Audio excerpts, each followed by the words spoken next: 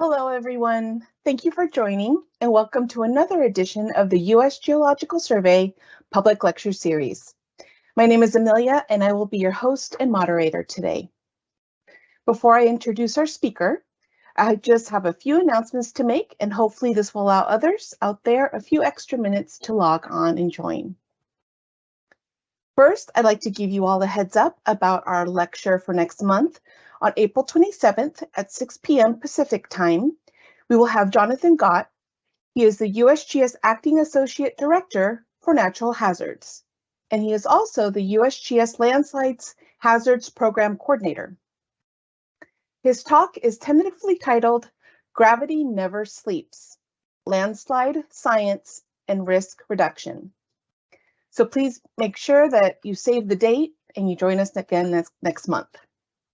Towards the end of the lecture, I'll provide information on how you can join our mailing list so you can receive email notifications on our upcoming lectures.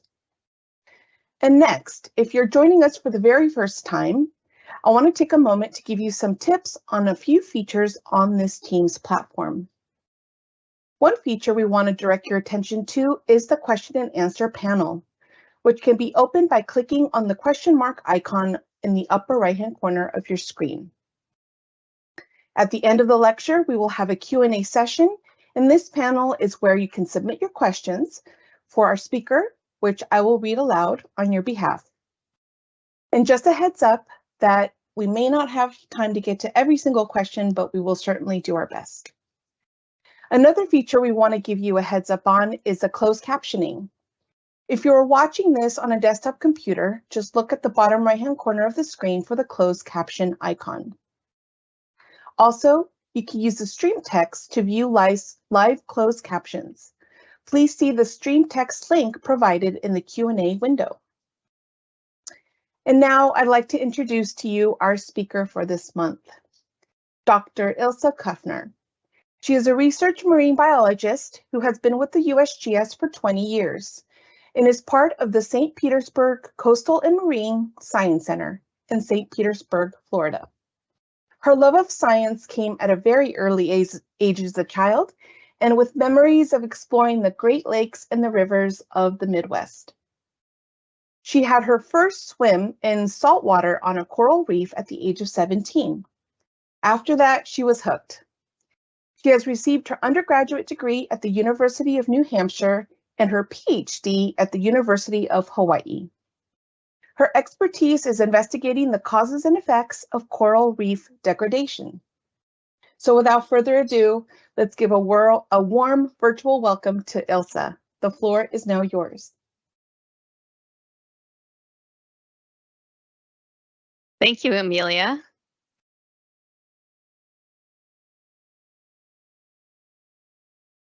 Can everyone hear me? We can hear you. You're good to go. Okay.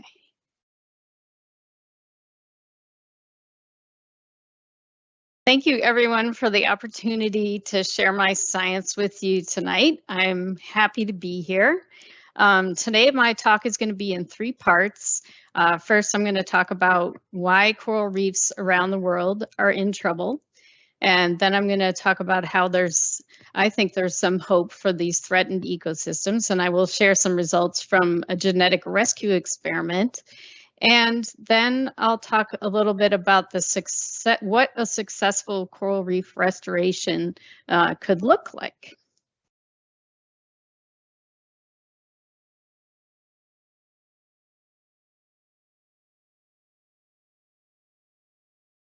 I don't seem to be able to advance my slides.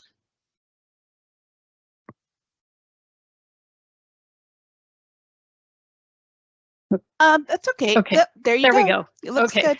Sorry. Okay. So the USGS, first a bit about us, is the science agency of the Department of Interior. And a quote from our director, David Applegate, is, "We do science that matters to the American people."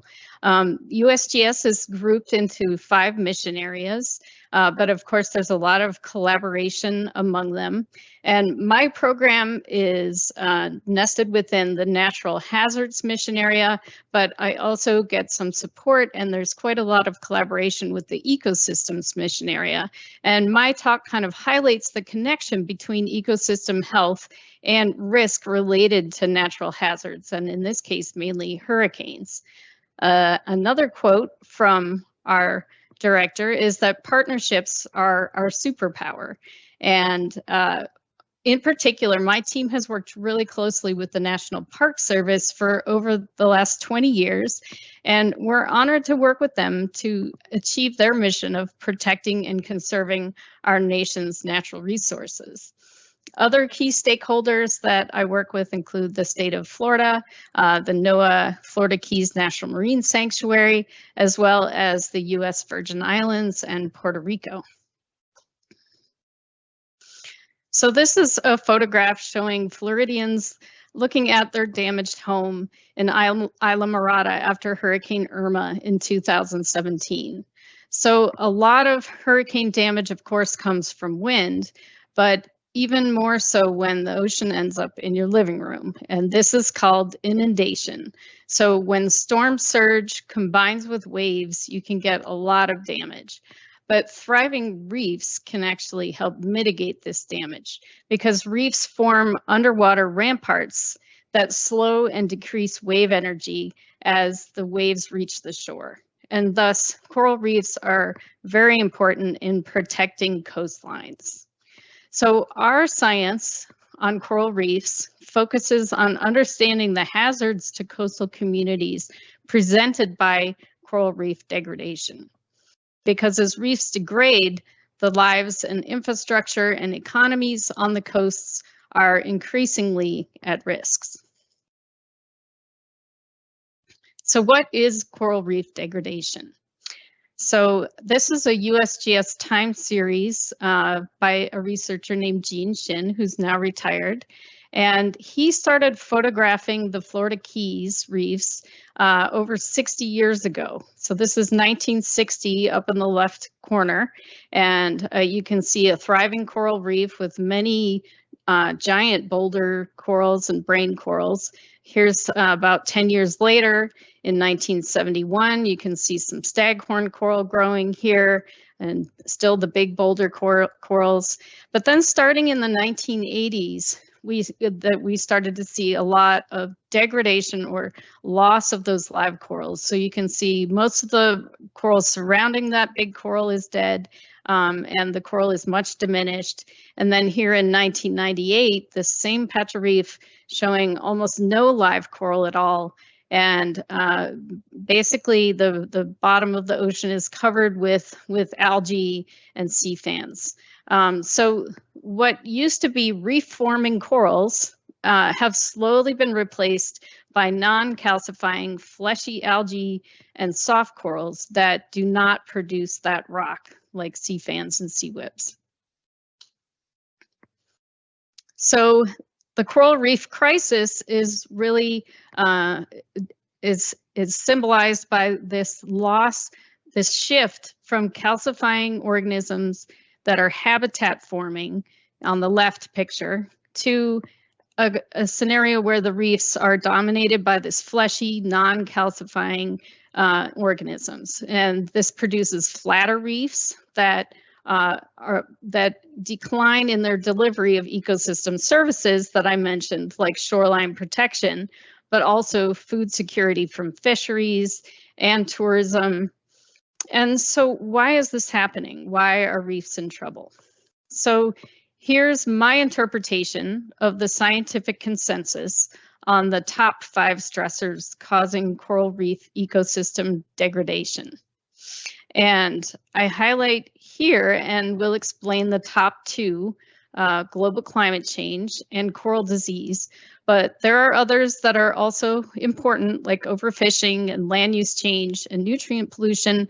But these are more localized and can be important in certain places. One thing I'd like to point out is that there's two components to global climate change that impact reefs. One is ocean warming, and the other is ocean acidification. I'm not going to have time to go into ocean acidification tonight, but I do want to point out that ocean warming is the primary issue because it causes coral bleaching, which leads to coral death.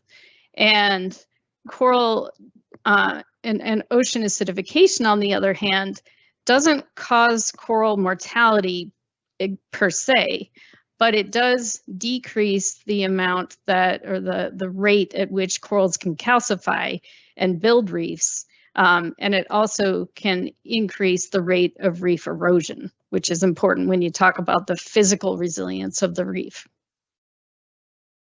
So first, the global climate change. This is the Keeling curve, which are observational data showing the atmospheric pressure of carbon dioxide in the atmosphere at Mauna Loa Observatory in Hawaii since 1960. And you can see that it's going up. And what's happening as a result of that is with more CO2 in the atmosphere, we get warmer atmospheric temperature. These are observational data or measurements looking at the temperature at the Earth's surface, including the oceans. And as you can see, the 9 years between 2013 and 2021 rank among the 10 warmest years of the instrumental record. So what does ocean warming look like on coral reefs? And this is an example of some data from the Florida Keys that I published in 2015. And these were comparing historic data that were taken by lighthouse keepers. These are lighthouses off the Florida Keys, and they're about 10 miles from the shore. And lighthouse keepers used to live out there to turn on the lamps. And T.W. Vaughn, who was actually a USGS employee, at the turn of the century commissioned the Lighthouse Board to get their lighthouse keepers to record daily ocean temperature by throwing a bucket over the rail, pulling it up and sticking a thermometer in it. And I found these data and I compared them to data. So once the light keepers were gone, in 1990, NOAA put automated sensors on the legs of these structures. So we had ocean temperature for 2 decades back in the 1800s, and then we have ocean temperature from recent decades. And so the graph that you're seeing here, so the y-axis is temperature, and the x-axis is month, so January to December, so winter, summer, winter. And the black bars are the average temperatures from that 2-decade period that was 100 years ago. And the gray bars are the temperature averages from the recent decades.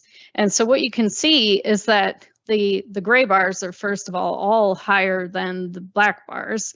And what's most significant for coral reefs is that these 3 summer months, so this is July, August, and September, these boxes are shaded red because that is the temperature above 29 degrees or about 85 degrees Fahrenheit that can cause coral bleaching. And so I'll explain what that is. So coral bleaching is the breakdown of the symbiosis between coral and their algae that live inside their tissues. Corals are very complicated animals, believe it or not. They are a colony of connected polyps, like tiny little sea anemones. And here's the inset photo. You can see a coral polyp. And they have a symbiosis with these single-celled dinoflagellates called zooxanthellae, which you can see here in the up-close microscope picture. And so this is a mutualism where the zooxanthellae get a nice place to live with a steady supply of certain nutrients. And in turn, the zooxanthellae supply the corals with the sugars that they make from photosynthesis as food. And so this is a great mutualism, but it breaks down in higher than normal temperatures. And if weeks go by, the coral can die. So basically it starves to death because it doesn't have that, that source of food. And even if it does survive while the coral is bleached, the calcification rate or the production of its skeleton stops, and the reproduction completely stops.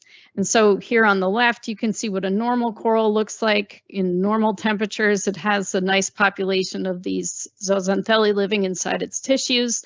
And then when the temperature gets above about 85 degrees Fahrenheit, the zooxanthellae get kicked out. And what you see, the reason it looks white is because all the color is imparted by the zooxanthellae. And once they're gone, all you see is the bright white skeleton shining through the clear tissue. So coral disease is the other major problem right now in recent decades that has caused a lot of coral mortality. And this is a time series of the same coral.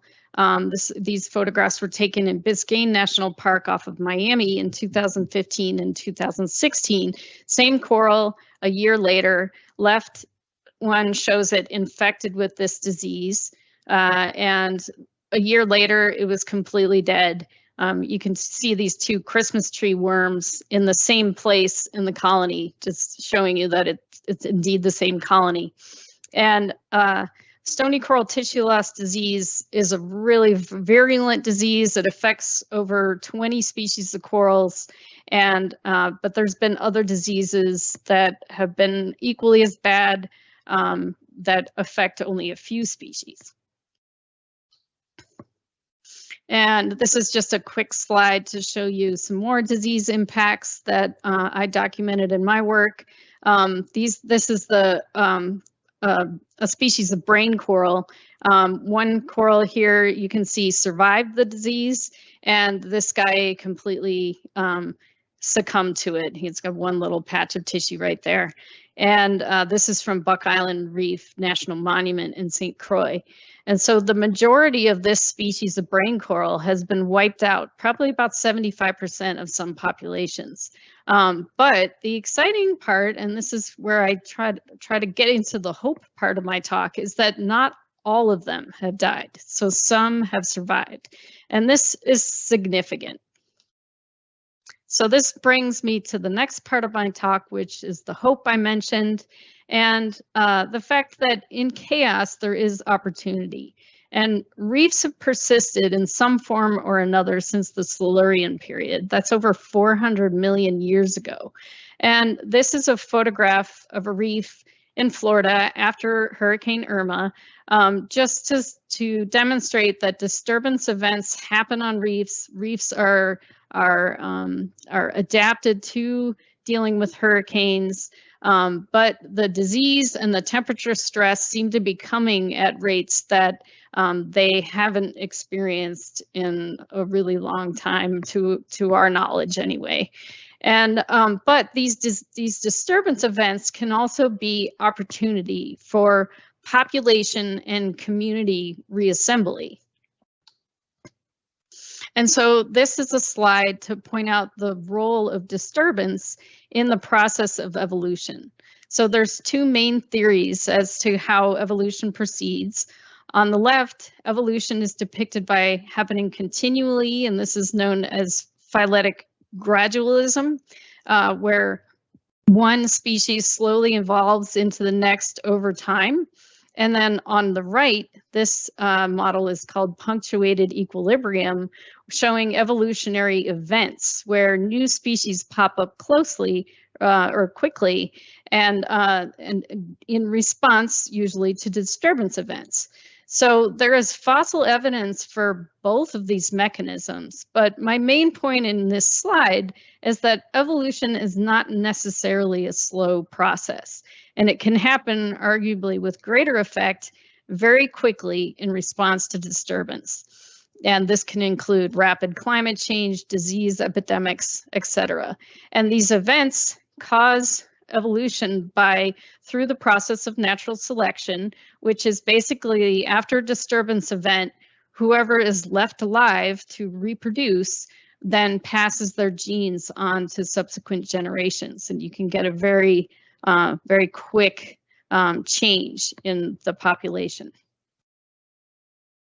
So this one slide summarizes very well why I have optimism about corals and why I think these ecosystems could survive this century and why I think humans might be able to help. So these are two corals of the exact same species. This is the mustard hill coral, and they're experiencing the same environment, the same temperature, the same nutrients, the same everything about their environment. But one is completely bleached here on the right, and it's starving to death and has none of its algal symbionts anymore. And this one here is apparently completely healthy. It has all of its zooxanthellae. And so what in the world is causing this disparity? And so the hope here is that there's a considerable amount of heterogeneity in the response to stress apparent on reefs today. And this suggests that there's enough genetic diversity remaining in the population for natural selection to act upon. And thus humans might be able to help through reef restoration. So restoration could help coral reefs bridge this gap between now and when CO2 and temperature increases level off, either because we run out of them or we mitigate fossil fuel emissions. So what is coral restoration? 20 years ago, no one had really heard of coral restoration, and those that did kind of marginalized it. They said it was too hard, too expensive, too difficult to scale up to the point of making a real difference for reefs. And there was a lot of focus back then on marine protected areas. And scientists did show that marine protected areas increased fish stocks and increased the biomass of fish. But what we were also hoping to see from MPAs is that it made life better for corals, but it didn't. Corals kept dying and kept disappearing from reefs. So this led people from mainly the aquarium industry and nonprofit conservation organizations to start coral farming, to start restoring reefs. And so this was first done in Florida. It was kind of ground zero for coral reef degradation in a lot of ways. And but over the last 2 decades, the scientific community has really come to the consensus that it's time for bolder interventions to save reefs, and that includes restoration. So what you're looking at here is this is an offshore coral nursery established by the Coral Restoration Foundation, and these are other agencies that are involved in restoration. And what they do is they take cuttings of corals, very similar to what people do with plants, and they grow them out on these trees offshore, and they'll increase in size and grow really fast, and then a year or 2 later, they'll take those corals off of these trees and plant them on a reef and start new colonies. And so USGS's role in this is to conduct science to help guide restoration strategies for our partners. And so the next part of my talk is talking about capitalizing on this hope and our science to guide restoration. And one of the ways that we do this is through what we've called the Calcification Assessment Network. And so since 2009, we've been directly measuring calcification rates of coral in the field. And this is a new approach to coral reef monitoring or assessing their health. And so traditionally, people trying to figure out if MPAs were doing any good for corals used a photography-based approach where you visit a site, you scuba dive, you take pictures of the reef, and you measure what percentage of the seafloor is covered by coral, algae, and other benthic living organisms. And so our work adds to that toolbox because it moves beyond this percent cover approach and actually quantifies coral calcification, or the amount of calcium carbonate skeleton added by the coral in a given amount of time in a given amount of space. And calcification is a fundamental process to coral growth, of course, but also reef accretion. And so it's essential to this process of, it's an essential process to providing or delivering the ecosystem services that I mentioned, such as shoreline protection. And so now we're quantifying the spatial patterns in coral growth along environmental gradients and through natural stress events with multiple species of coral. And how in the world do we do this? Well, we have a very simple approach, excuse me, where we basically glue corals to these discs, and the discs have a bolt coming through the bottom of them. And these are our calcification assessment stations, where these are secured to the bottom with stainless steel threaded rod that's drilled and epoxied into the reef, so these don't go anywhere during hurricanes. And we wing nut the corals onto these cement blocks to grow, and then we measure them over time using the buoyant weight method. And so basically, this is a simple application of Archimedes' principle, where you can measure the weight of an object in air, or you can calculate the weight of an object in air by knowing its weight in water and then adding the weight of the water displaced. So you can easily calculate the dry mass gained each time you buoyantly weigh the coral. And this allows for very precise measurements of the amount of skeleton added. And this is kind of the procedure that you're basically hanging the coral in a bucket of water. So over the past 2 decades, we've looked at 5 species of coral and published the results. And these are the first calcification rates measured directly in the field rather than retrospectively by looking at the skeletons and killing a coral to look at how much it gained. And so what we've found is that there are spatial and seasonal and species specific patterns in calcification. But kind of the most exciting result is that we've seen that 4 out of the 5 species we've looked at calcify faster in the dry tortugas. So these yellow stars are sites where we've had calcification network stations. And so most of them calcify faster in the Dry Tortugas National Park compared to the main Keys sites, except for this one coral that did pretty well in Biscayne National Park. But I'll come back to that in a minute. So species-specific differences are also marked. So here, this is the staghorn coral, or sorry, elkhorn coral, staghorn coral. These are the 2 threatened species of coral. And in kilograms per meter squared per year, so this is kind of like a square yard, and a kilogram. So this is 30 kilograms of skeletal mass that this coral is growing per year in a meter squared.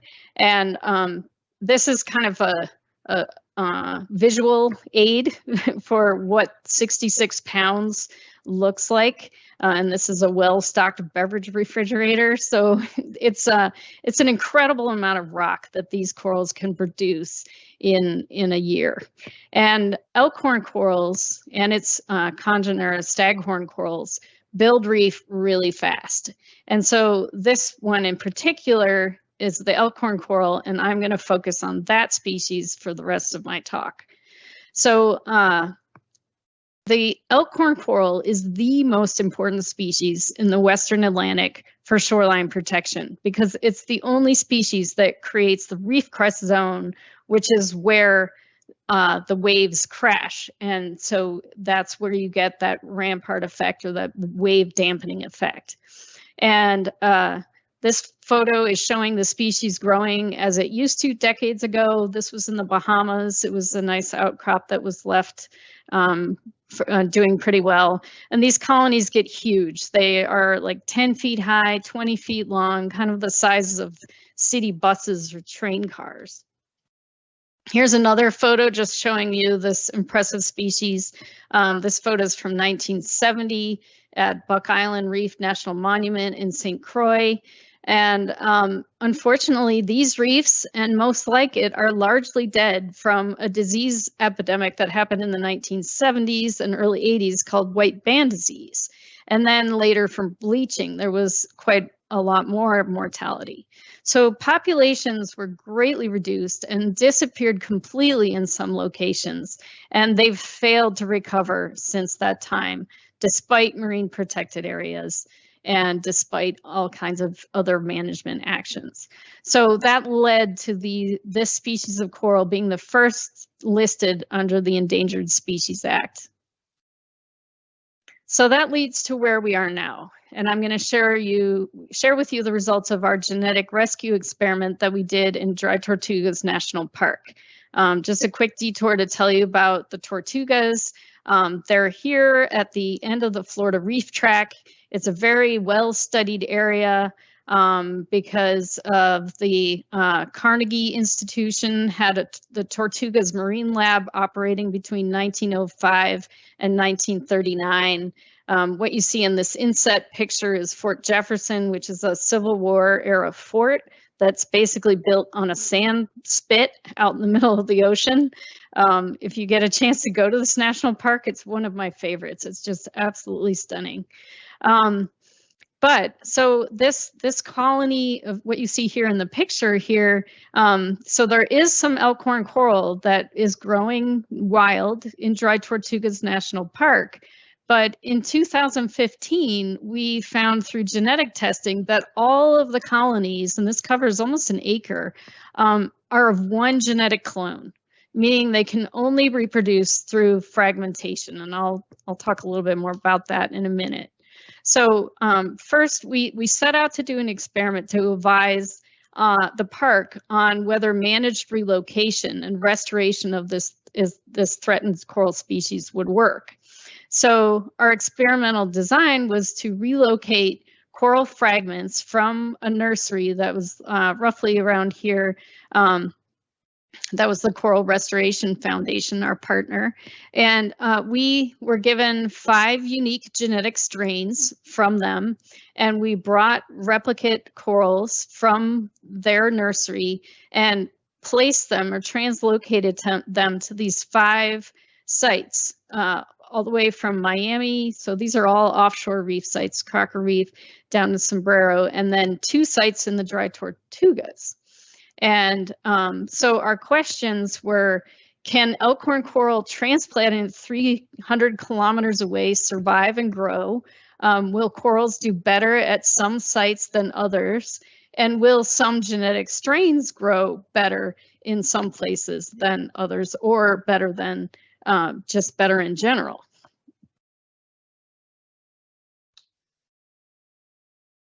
So our results were pretty clear-cut.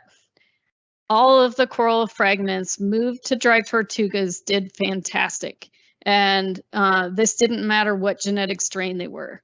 And but the same genetic strains brought to the northern keys and the middle keys did not do as well. So what you're seeing here in this inset picture is a time series photograph. So this is spring 2018. All the corals started out the same size, like around the size of a chicken nugget. And then we left them to grow. We measured them every 6 months and took pictures of them.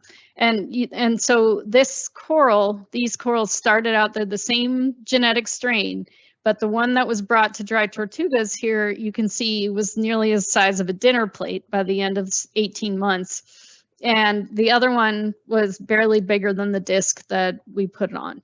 And so that was the pattern that we saw with all the corals. And so basically we answered our questions. Yes, these corals, if brought from the Northern Keys, will grow absolutely great in Dry Tortugas. Yes, there are sites that are better than others, and that's the 2 in the Dry Tortugas. So this goes from west to east. So these are the 2 Dry Tortugas sites, and x-axis is calcification rate. Here it's broken down into the coral strain. So the different colors and symbols is the different genetic strains that we tested. So you can see this west-east kind of gradient.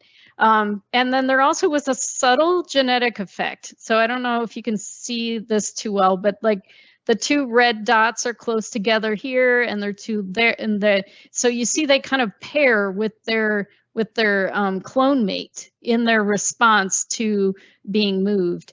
So that was really interesting too. We didn't really expect to be able to see that genetic effect, but that points back to that hope that there's enough genetic variance in the wild populations for natural selection to act upon. So then this is an example of some serendipity in science. This experiment had to be ended 6 months early because of COVID. So you know, we had our last time period planned, but then we couldn't go because of the travel restrictions. And we didn't get back to our corals for a full year after we had seen them. And during that time, they had completely overgrown the blocks in dry tortugas. And so, you know, our experiment was a success. We went ahead and had clear enough results to publish just the first 18 months of it, and that was great. But an unexpected outcome, because we couldn't get back to them, was that the corals claimed their blocks, and so there was no way to remove them. And so this resulted in the accidental establishment of what we are now calling a spawning orchard. And so, but first I have to explain what coral spawning is. So corals can reproduce in two ways. One is vegetative fragmentation or asexual budding. And this happens a lot during hurricanes when a colony will be broken, and then it can stumble along on the bottom and find a crevice and just get caught there and start growing again. But this type of reproduction doesn't allow for adaptation because all of the daughter colonies are clones. And then there's sexual reproduction or spawning. And this is an annual event where corals release their gametes all in one synchronized event. They create these buoyant egg sperm bundles that are positively buoyant, and they float to the surface of the water and form this slick, and that's where fertilization occurs. But the gametes must not be from the same colony. That they cannot be clones. And so Elkhorn, like most reef building corals, are hermaphrodites. So they produce both eggs and sperm, but they cannot self-fertilize.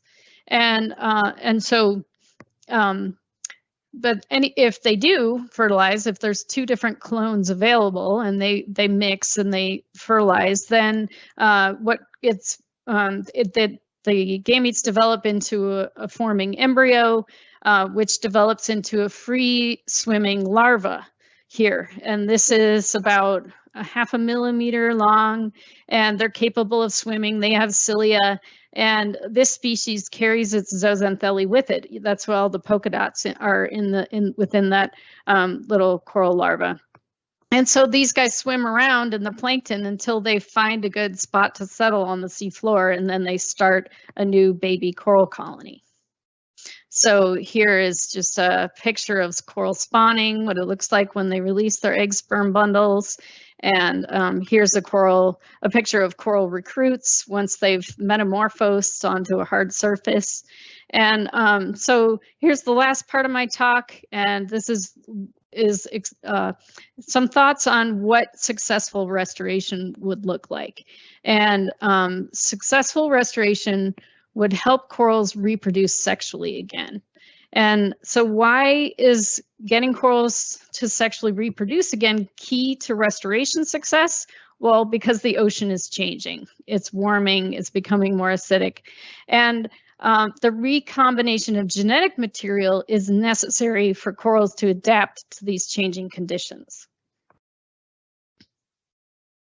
So one explanation for why sexual reproduction has become so rare and difficult in this species and others like it that are threatened is called the Ilsa effect.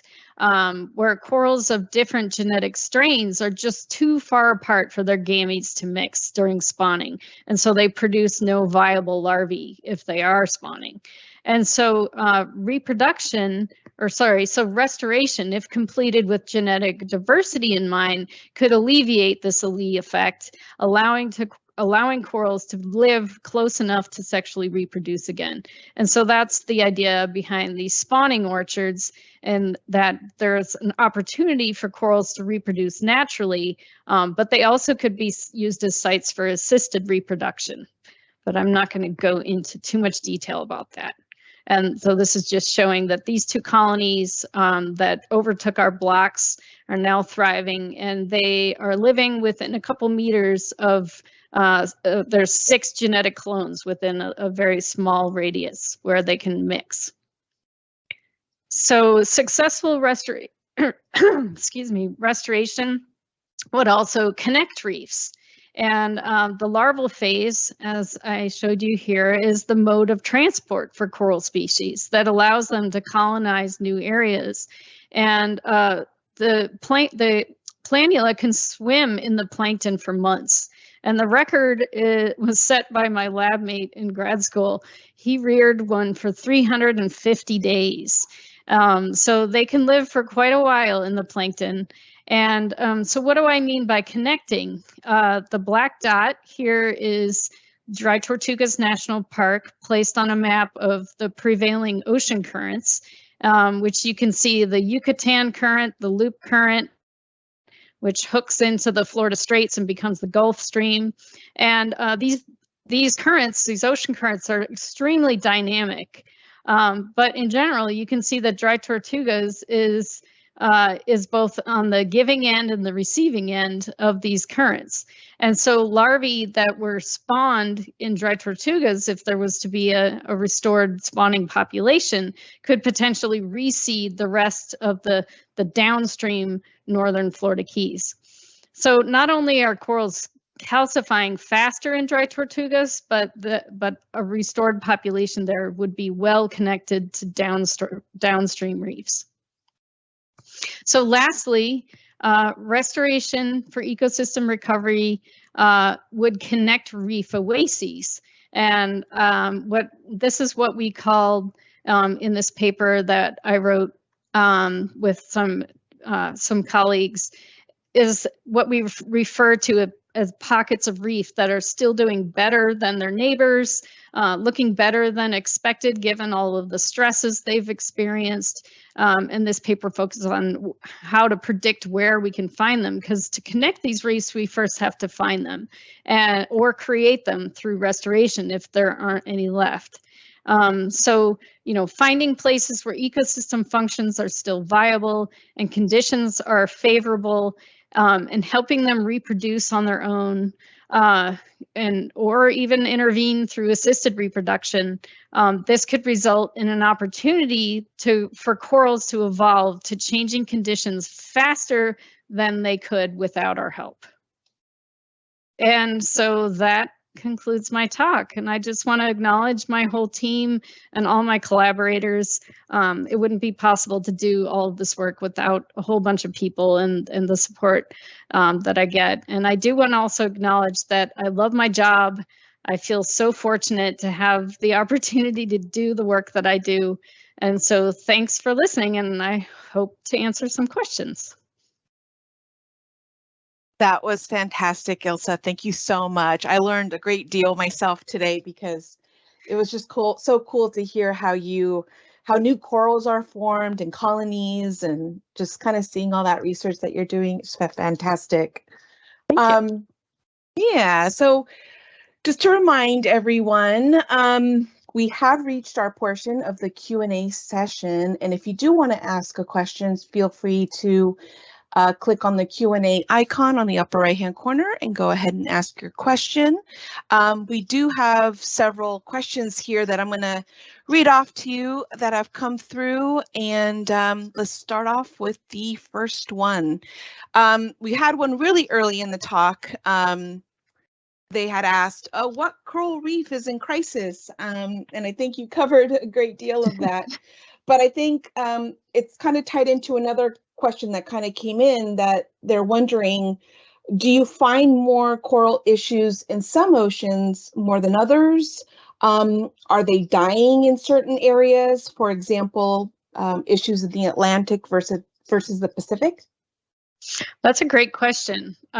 So one of the things that's very different about the Atlantic compared to the Pacific Ocean is the diversity in corals at all.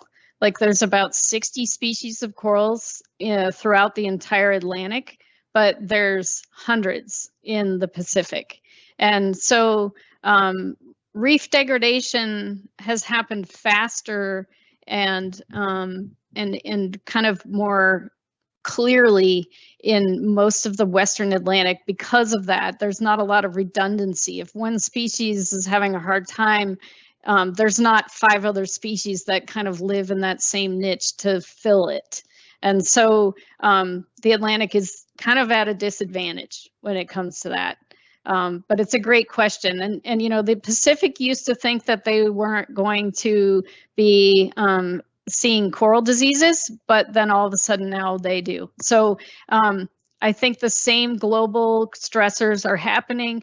Definitely coral bleaching. We've seen that all over the world. Global coral bleaching events are happening more and more. So the Atlantic might be a little ahead, but the Pacific is also, the Pacific reefs are also having the same difficulties. All right. Thank you for that. Jamie asks, what would you equate the reassembly of coral to a controlled fire on land to then replenish the soil? That's a good question.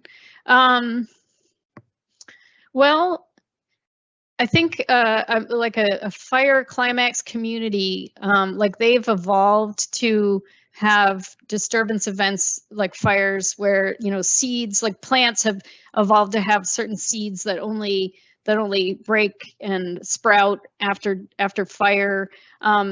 We don't see like that same sort of mechanism in the ocean. Hurricanes is probably the best analogy with fire, because it is a natural disturbance event that, you know, corals have evolved to experience, you know, they've experienced for, you know, as long as they've been around. I mean, there are certainly species of coral that are early successional species, like weedy, and have evolved different reproductive strategies. And so, yes, we do see that there's like an early succession after disturbance. We get a lot of small brooding corals that internally fertilize and brood their larvae. So yes, the answer is yes. It is similar in some ways. Okay, great. Carl wants to know, what causes the breakdown of the coral calcification when the coral dies? When the coral dies, well, so the coral creates rock by combining calcium ions with carbonate ions, and it precipitates this with the help of its zooxanthellae. And there's a lot of complicated chemistry that goes on within the coral's tissues, but basically, as the zooxanthellae photosynthesize, they change the chemistry inside the coral and help it precipitate the skeleton. And so when bleaching happens, all those zooxanthellae are gone, and the coral's starving, because it actually takes a lot of energy to calcify as well.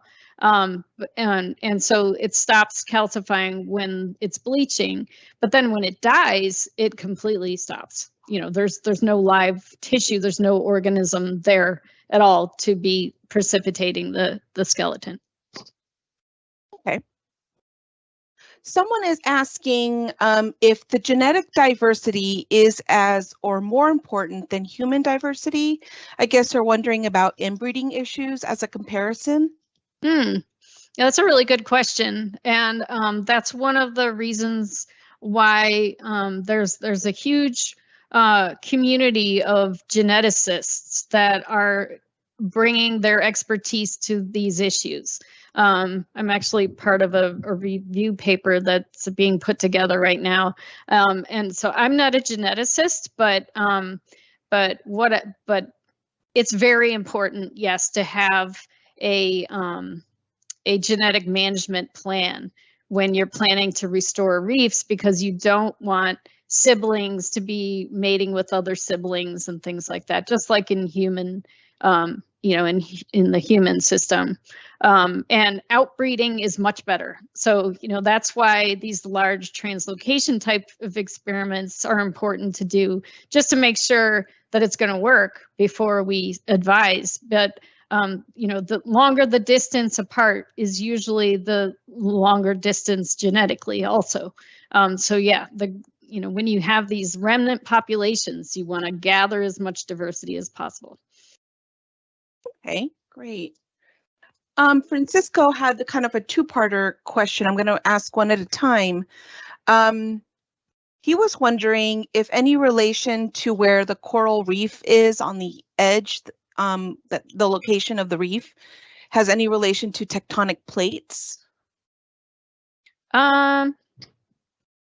Well, I mean, corals of different species have different requirements for habitat. So there's some species that are so hardy that they can live in little pools of, like pools of hot water. But most, like a very offshore area, they also require hard substratum. So like they can't settle onto sand. They can't settle onto rubble that's being rolled around a lot, because once they pick a spot to settle, they've got to stay there. I mean, they're sessile organisms. So I'm not sure. I mean, like about the as far as the tectonic plates and things. I think where volcanism is actually happening. You can get fresh lava flows, and like in Hawaii, it does take a long time for corals to colonate volcanic flows, just kind of because it's same as plants. It's just not really ready yet to have things growing on it. But yeah, I hope I answered that question okay. Okay. He also wanted to know what % of the polyps form reproduction versus sexual reproduction. That's a good question. So the asexual fragmentation can happen with any chunk of the coral. You can take a piece off the trunk on the bottom or the very tip, and it'll vegetatively grow just fine.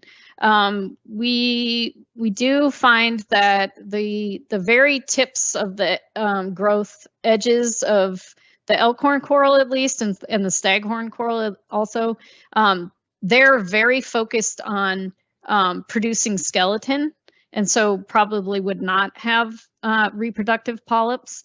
And I've seen coral spawning, and with the Elkhorn coral, it's pretty amazing though, the coverage, like all through. I mean, it releases all its egg sperm bundles at the same time, and so it's like an underwater blizzard. It looks like it's snowing in reverse, and it's a good part of the colony that usually is releasing the egg sperm bundles, except for maybe the tips. Okay. Jamie wants to know, he has several questions, but I'll kind of break those down a little bit. But he wanted to know, how long in your research does it take for coral to adapt to temperature change in the water? So that's a good question. There is a certain amount of, basically there's a threshold that anything above about 85 degrees, they're just not going to adapt to, or I should say acclimate to.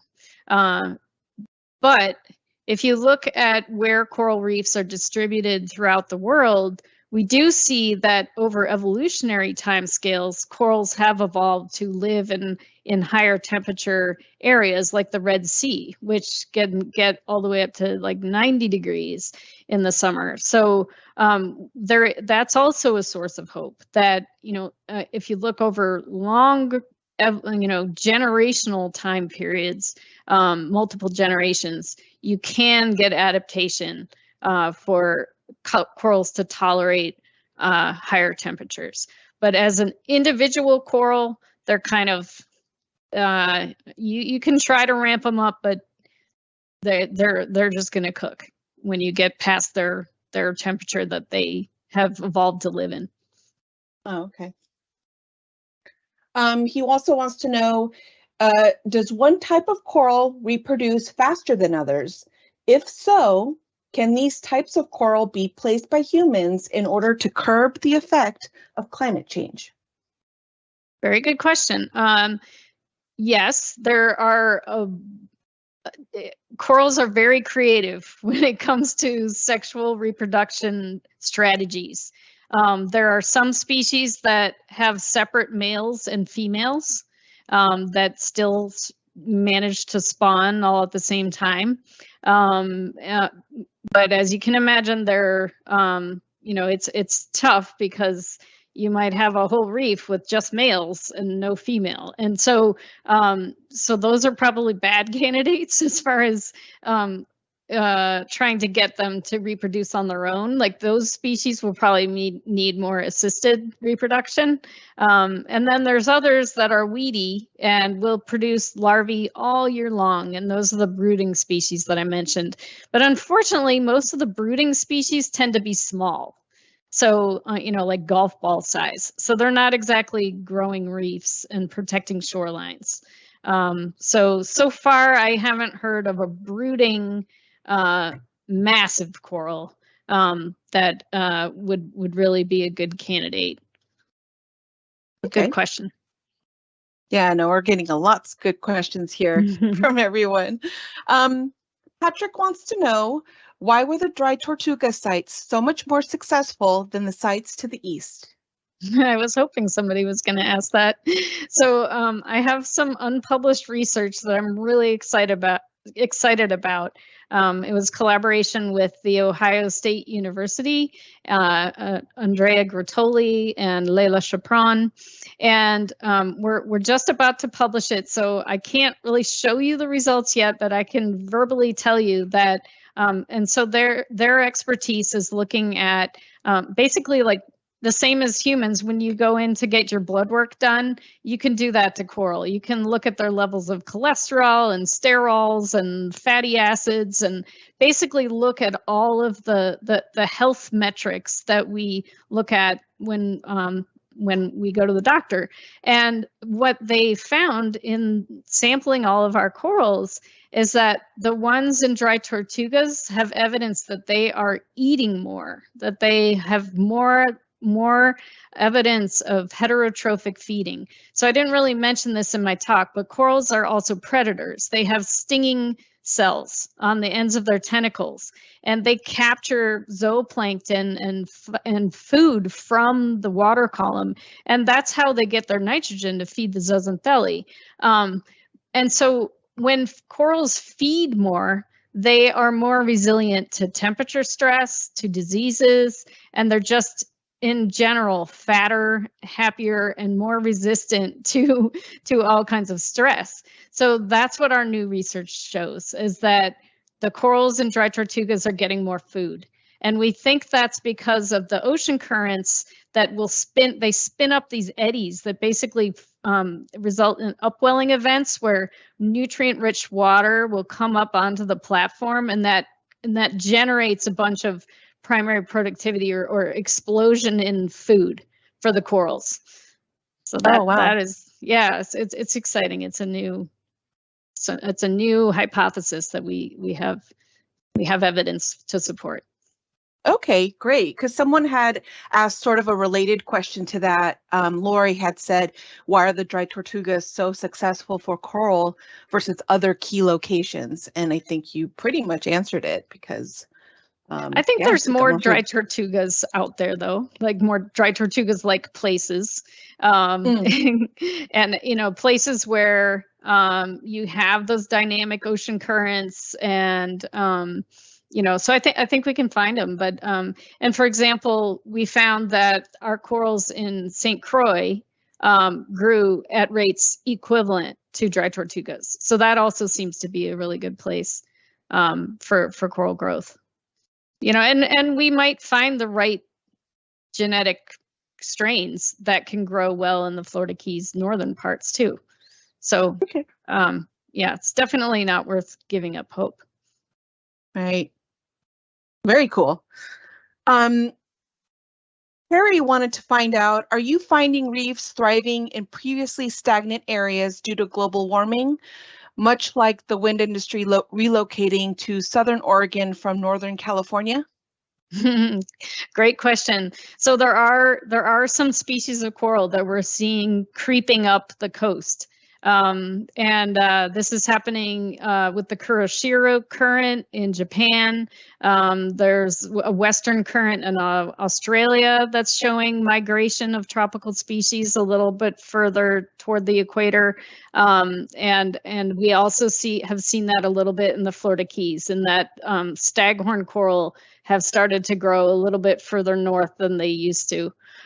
So it's tempting to think that, oh well, corals can just migrate, and maybe that will play a role for certain species, but as in the case of the Florida Keys anyway, they run out of habitat. The shelf is very narrow there, and the water gets it becomes temperate very fast.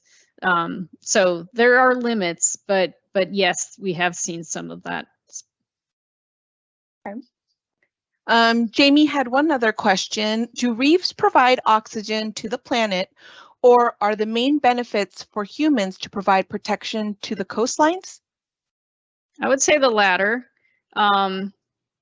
Corals are the chemistry of corals is actually really complicated, in that they, their skeletons, they use CO2 to build their skeletons, but it actually ends up being a net source of CO2 to the atmosphere, which is really counterintuitive and hard to explain. But generally they're like on a human time scale, they neither produce nor consume CO2 or oxygen. It's like a diurnal cycle, and it ends up being a net zero. So yes, I would say shoreline protection and habitat provision. I mean, these are species that are ecosystem engineers. So they're like the trees of a forest. They create habitat that all kinds of other organisms live in. And so without those foundation species, you don't have the ecosystem. Okay. And one final question from Jess, which I love because it's kind of a doozy, but it just sounds so amazing. Something to think about here.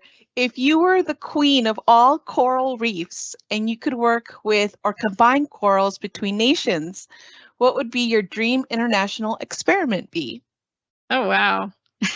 I told you it was a doozy. That's a great question. It's a very, I mean, there are a lot of risks that we need to think about when we think about moving organisms from one ocean to another. But if in some like alternate universe, we could take away all those risks, I would love to take some of the Pacific acroporids, the Pacific Elkhorn corals. They have 100 species of acropora in the Pacific, and we only have 2 in the Caribbean. So I would love to do that experiment. I don't think I would ever get the permits to do it, but the thought is nice, cool. Isn't it? Yeah. Well, with that said, we thank you so much. Everyone, they've sent in feedback about how wonderful your talk was. They were so grateful that you answered all of their questions, and we're very grateful to have had you today. But that is it. A huge thank you again to you, Ilsa, for your talk today and for taking the time to educate us on the coral reef restoration and what we could do. And also thanks to all of you out there for joining us. In case you want to watch this again or share this lecture with others, Ilsa's lecture will be available in about a week for on-demand viewing on our website at www.usgs.gov/PLS. You can also find videos of our previous lectures that go back 20 years, as well as our lecture schedule for the rest of 2023. We have a lot of great lectures lined up for you all in the months to come, so feel free to mark those down in your calendar and join us again very soon. If you would like to be added to our mailing list so you can receive these notices about our lectures every month, just send us an email at wmcesic@usgs.gov, and we will happily add you to our list. Finally, we hope you will join us again next month on April 27th at 6 p.m. Pacific Time for Jonathan Gott's lecture on landslide hazards. Gravity never sleeps. Thank you again and for joining us, and you have a wonderful evening. Good night.